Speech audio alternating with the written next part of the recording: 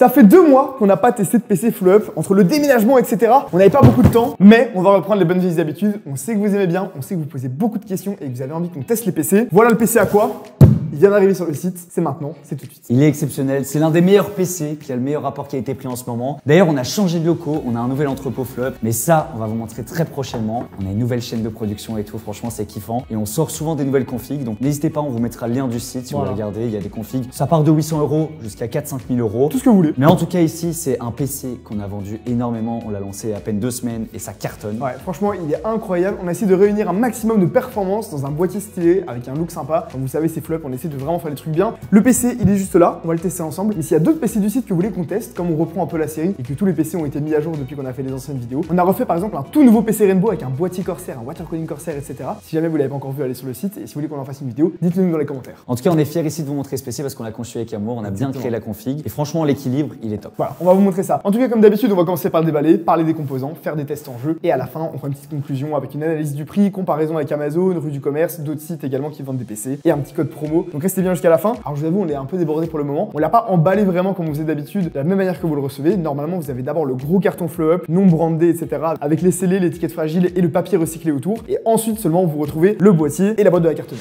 Hop, ouvert au SSD, ça fait toujours plaisir. Et on reçoit, ça c'est très important, le guide de démarrage. Donc si vous commandez le même PC, d'ailleurs il y a un petit code promo pour la vidéo, on en parle juste après. Et ben vous recevez le petit guide de démarrage. Donc voilà, si vous savez pas exactement comment ça fonctionne, le but d'acheter un PC tout monté, c'est de le brancher et de jouer avec direct. Mais on réexplique quand même comment le brancher, où mettre l'HDMI, etc. Parce que voilà, ce serait con de se faire une frayeur, de ne pas avoir d'affichage, simplement parce que vous avez mis le câble dans le mauvais port.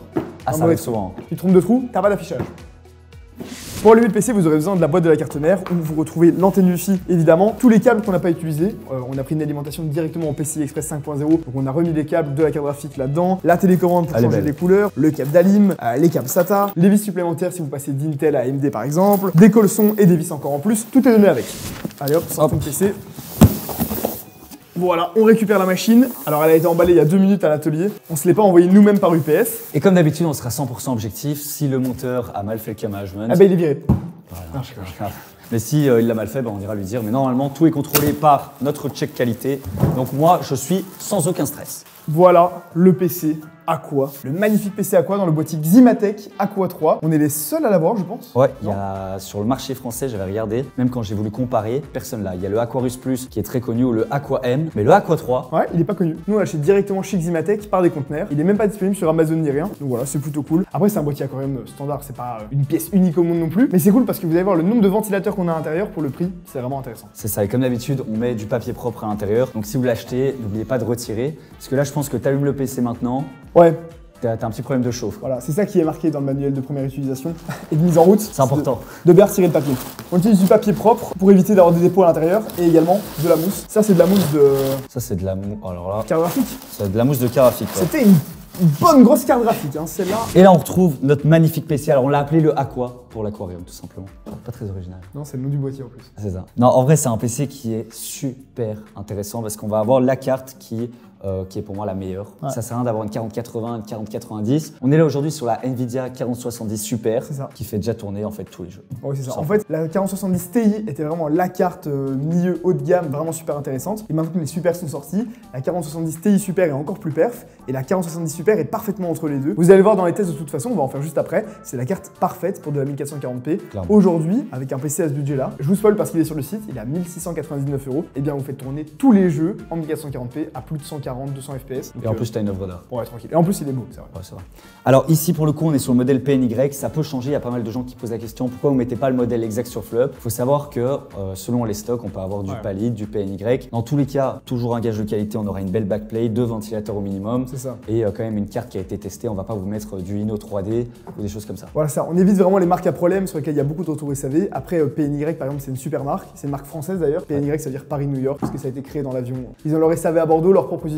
Et c'est même eux qui font les cartes pour le haut de gamme, comme on avait testé des cartes professionnelles pour l'IA et tout, à 6, 7, 8, 9, 10 000 €. Donc autant vous dire que les cartes à moins de 1000 €, ils savent ce qu'ils font, c'est de la qualité. Palid, c'est très bien aussi. Et pourquoi est-ce qu'on change souvent? C'est tout simplement parce que les prix changent aussi très vite en fonction de l'euro et du dollar, à quel moment il y a le moins cher. Et comme on veut proposer des bons PC pas trop chers, si on peut acheter la carte 20 € moins cher et que c'est une PNY au lieu d'une Palid ou au lieu d'une MSI, on change quoi. Ça va permettre de faire un code promo comme là, Aqua 30 pour avoir 30 € de réduction. Super, ça fait plaisir, merci PNY. Je suis bon, je suis bon. T'es chaud, hein. Alors là, il y a des gens qui vont dire oui, mais c'est une carte de ventilateur, vous n'avez pas honte sur une 4070 Super. Alors c'est aussi, on tient à le dire, même pour les personnes qui veulent monter leur propre PC en 4070 Super, aujourd'hui avoir 3 ventilateurs sur une 70 Super, c'est pas forcément hyper utile. Elle chauffe pas trop, le TDP est pas énorme. Donc là avec 2 ventilateurs, vous verrez les températures seront extrêmement bonnes. De toute façon, on va faire un OCCT où la carte tourne à 100% au maximum en permanence et tout, et vous allez bien voir que finalement ça perce très bien, il n'y a aucun souci. C'est ça, elle a le même TDP que la 6500 XT, je pense. Ouais. Vous allez voir, même en stress test, à mon avis, les températures vont être très bonnes parce qu'on a beaucoup de ventilateurs dans le boîtier. Je l'ai pas dit, mais voilà, c'est un boîtier aquarium avec 2 faces en verre. On voit de l'avant et du côté, et on a 7 ventilateurs de base, 1, 2, 3 en bas, 1, 2, 3 sur le côté, et encore un à l'arrière, plus le water cooling qui va sortir l'air chaud par au-dessus. On est bien. C'est un PC, c'est une climatisation, quoi. Il est bien ventilé. On a les 3 ventilateurs ici qui sont renversés pour venir choper l'air. C'est ça. Et puis il ressort vers le haut, l'arrière et sur le côté. C'est ça. Autant vous dire, franchement, c'est bien ventilé, c'est des beaux ventilateurs. On peut gérer le RGB avec la télécommande, avec le bouton, avec le contrôleur. Ils sont silencieux. C'est le PC parfait, quoi. Franchement,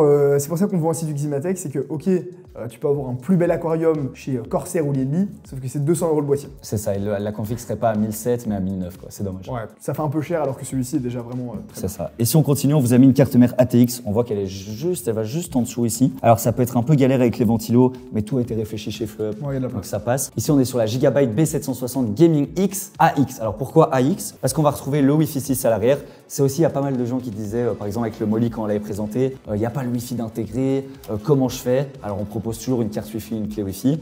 Mais c'est vrai que le fait de l'avoir intégré directement dans la carte mère, ça facilite les choses. Ouais, et là, à 1600 €, c'est vrai que ça fait plaisir. Ouais, ça. On hésite à mettre du Wi-Fi sur tous nos PC parce qu'on se rend compte que parfois des personnes ne savent pas trop et puis ça peut toujours être utile. Ton câble est cassé, t'as un problème avec ta prise, je sais pas ce qui peut arriver. Pour relier une manette par exemple. Ouais, voilà ça, pour avoir le Bluetooth au minimum. Donc on hésite à mettre que des cartes mères Wi-Fi. Dites-nous dans les commentaires si vous préférez. Parfois elles sont au même prix. Après, parfois il y a 50 € d'écart. Alors là, on préfère ne pas la mettre et que si la personne a vraiment envie d'avoir du Wi-Fi, tu rajoutes sur le site une clé Wi-Fi et là t'as Wi-Fi et Bluetooth. Donc voilà, à vous de choisir. Ce qui est cool aussi, c'est qu'on a l'USB-C à l'arrière. Alors malheureusement, on l'a pas sur le boîtier, mais on l'a quand même à l'arrière. Voilà. Donc en ultra rapide, ça fait plaisir. C'est ça. Au niveau du processeur maintenant, il est juste en dessous du water cooling. On est sur le 14400F, donc un processeur Intel de 14e génération. 400F, c'est pas le 600. Le 600, c'est beaucoup plus de cœur, beaucoup plus cher et qui chauffe beaucoup plus. Plus de perf. Ouais. Plus de perf aussi évidemment, mais qui, voilà, comme je l'ai dit, est surtout beaucoup plus cher. Pour du gaming uniquement, et c'est ce qu'on vise vraiment sur ce PC Gamer-ci, on a un service de sur-mesure sur le site. Si jamais vous voulez mettre un i7 par exemple, il faut vraiment avoir l'intérêt de faire du multitâche, etc. ou du streaming. Ici pour du gaming, c'est ce qui perfera le mieux et c'est ce qui nous permet de mettre une carte graphique comme ça et vous allez voir les performances pour ce budget-là. Évidemment, il y a mieux, mais c'est déjà un excellent processeur et pour le gaming, il a le meilleur rapport qualité-prix. Si vous jouez en 1440p ou en 4K, vous n'aurez pas du tout de bottleneck parce que c'est vraiment la carte graphique qui prend le relais. Après, si vous êtes en 1080p, on aurait pu aller tirer encore un peu plus dans la carte graphique en mettant un 600K, mais là on était quasiment à 2000 €. La différence de prix, elle est énorme. C'est ça, surtout que c'est un PC ici qu'on vise pour la QHD,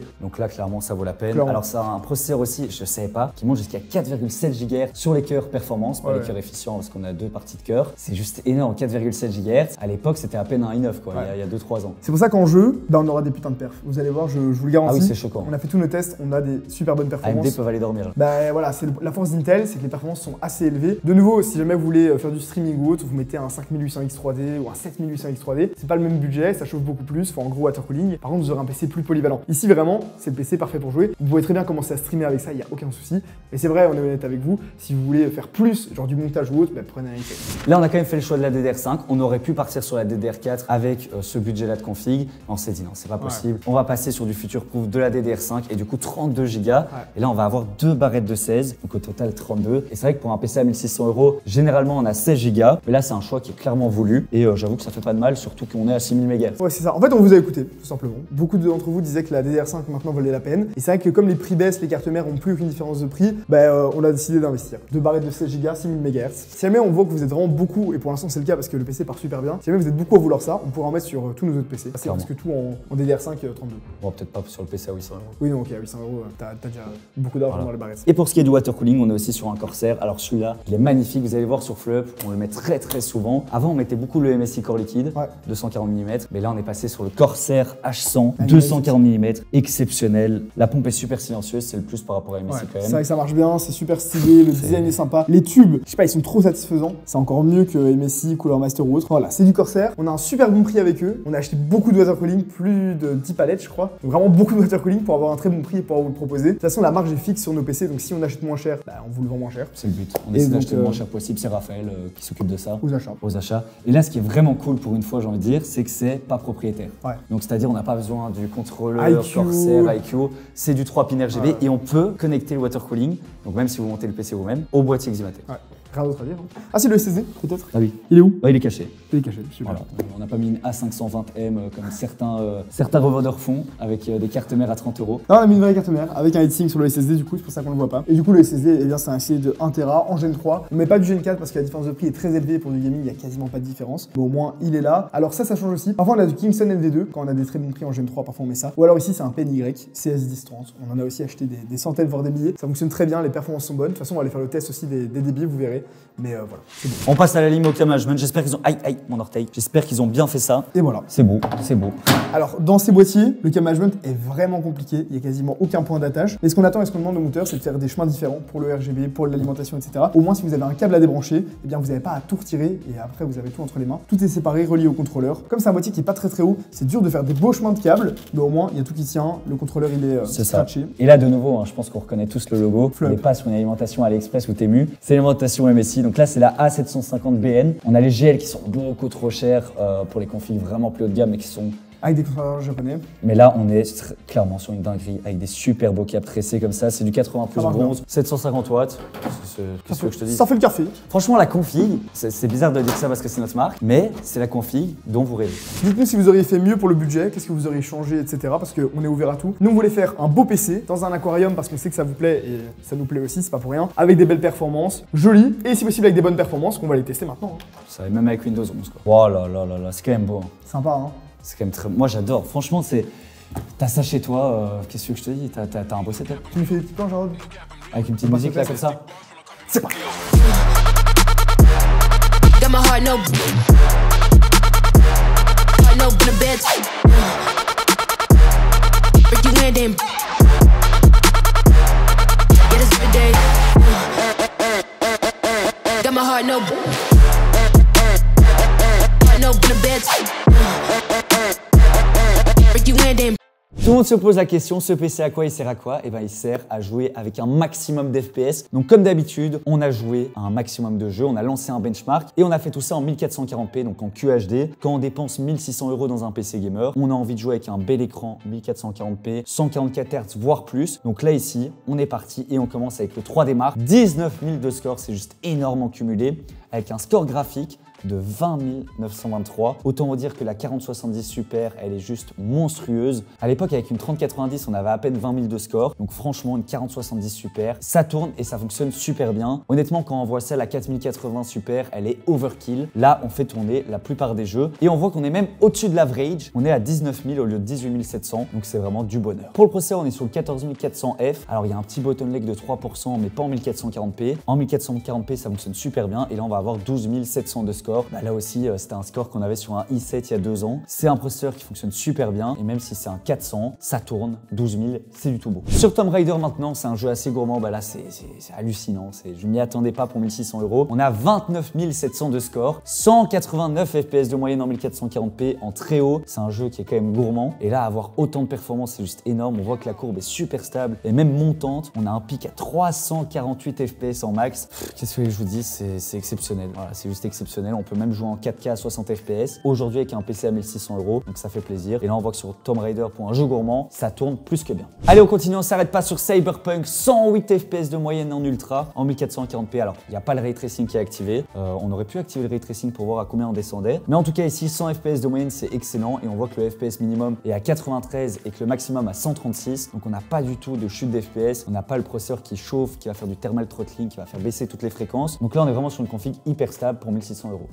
Sur F1 2023 en ultra élevé avec le DLSS d'activer, toujours en 1440p, on est à 119 FPS de moyenne. Donc là aussi on dépasse les 100 FPS. Pour l'instant on n'a aucun jeu qui est en dessous des 100 FPS, donc c'est rassurant. Et on voit que la latence aussi elle est hyper basse avec une moyenne de 8 ms.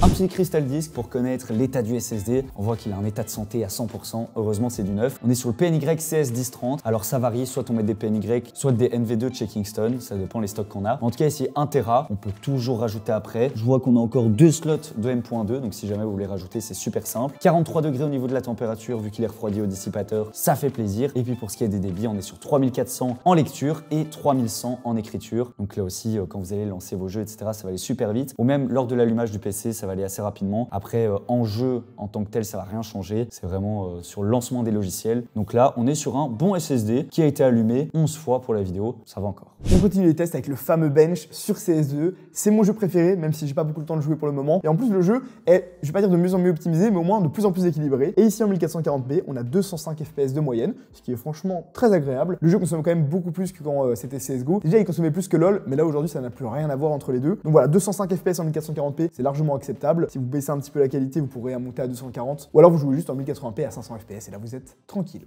Un vrai jeu qui consomme rien du tout, et bien c'est Rainbow Six Siege.